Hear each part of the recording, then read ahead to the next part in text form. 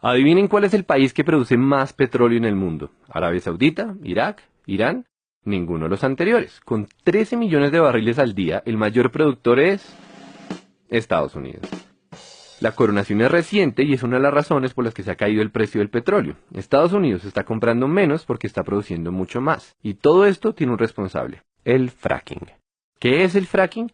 Es una técnica para extraer petróleo y gas de lugares que antes no se dejaban. Rápido repaso geológico. Todo el petróleo está almacenado en formaciones de rocas. Algunas de estas formaciones tienen poros o grietas que dejan fluir el petróleo, otras no.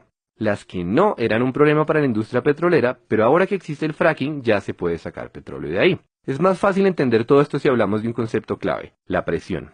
El petróleo es un fluido subterráneo que tiene que soportar millones de toneladas de tierra. Cuando nosotros taladramos hasta esa profundidad es como si estuviéramos destapando una gaseosa agitada. Así también el petróleo quiere salir por la tubería hasta la superficie porque la presión lo empuja. Pero todo esto depende de que exista un camino a la tubería. O sea, que las formaciones de rocas que almacenan petróleo tengan poros o grietas y que estén conectados. Si no hay conexión con la tubería es inútil porque la mayoría del petróleo se queda atrapado. Pues bien, resulta que ahora podemos fracturar las rocas para crear nuestras propias grietas. Eso es el fracking, que formalmente se llama fracturamiento hidráulico. Lo de fracturamiento ya se entiende, y lo de hidráulico es porque se utiliza agua a presión para romper las rocas, agua y arena. Pero la historia no termina ahí.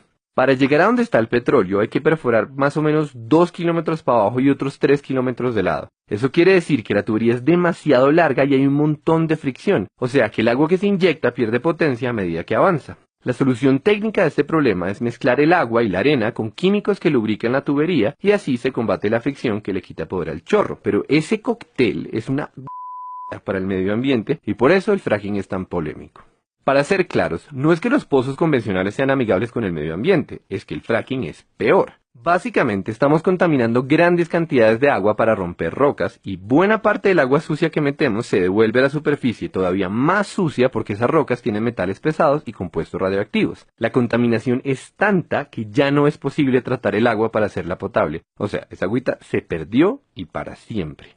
Entonces, ¿qué se hace con el agua sucia? Lo usual es que la entierren muy profundo, el equivalente industrial a meter mugre debajo de la alfombra, pero hay un problema, o más bien varios. Resulta que en el subsuelo existen reservas de agua potable y si el agua sucia del fracking llega a mezclarse con ellas, tenemos un desastre ecológico tremendo. Por supuesto, la industria petrolera y los que ponen las normas toman un montón de precauciones para que no ocurra esto. Por ejemplo, los pozos tienen un revestimiento de cemento y tuberías adicionales con el objetivo de evitar que el agua contaminada se filtre hacia otros lados. La pregunta es si estas medidas son suficientes y esa pregunta es particularmente relevante en Colombia, teniendo en cuenta que las normas se basan en estudios que fueron hechos en Estados Unidos, y acá la geología es diferente y poco estudiada. Mientras que en Estados Unidos las reservas de aguas subterráneas no pasan los 400 metros de profundidad, en Colombia ya extraemos agua potable a 1500 metros. Esa diferencia hace más asustadores dos de los tres problemas que tiene el fracking. Problema número 1. Las grietas causadas por esta técnica recorren el subsuelo de forma impredecible. Eso quiere decir que corremos el riesgo de conectar los yacimientos de petróleo y el agua contaminada con otras fuentes de agua. Problema número 2. El casing, o sea, la capa de protección para la tubería, solo llega hasta cierta profundidad, es decir, que el agua contaminada se puede filtrar por debajo. Y, problema número 3, el casing es una solución temporal. No se sabe qué pasa después de muchos años de desgaste en la estructura, y ya existen varios ejemplos de pozos en los que se comienza a filtrar el agua sucia.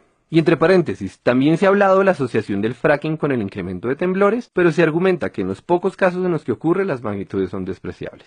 Ahora bien, dicho todo eso, es importante saber que hay más de 1 millón de pozos de fracking en el mundo, y ese dato es muy diciente. Nos dice que las consecuencias negativas del fracking teóricamente se pueden controlar, por lo menos a corto plazo, y también nos habla del rol protagónico del petróleo en la economía. Es que son 1 millón de pozos aumentando las reservas mundiales, y la cifra va creciendo, lo que nos trae de vuelta a Colombia. Colombia, que está por encima del 85% de los productores de petróleo del mundo. Colombia, cuya economía depende en buena parte de esta industria, pero también Colombia, la que solo ha explorado 9 zonas en lo que va de este año, porque cayó el precio del petróleo y por tanto cayeron las inversiones. Para bien o para mal, esta es una industria a la que pertenecemos y tenemos que tomar decisiones.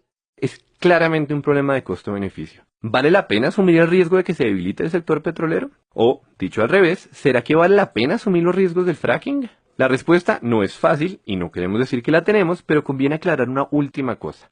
Como el fracking es mucho más costoso y como el precio del barril está tan bajito y como la industria petrolera en Colombia está alicaída, se está hablando de incentivos tributarios para el fracking. O sea, el país recibiría menos plata usando esta técnica que usando la tradicional. Entonces, de nuevo, ¿vale la pena?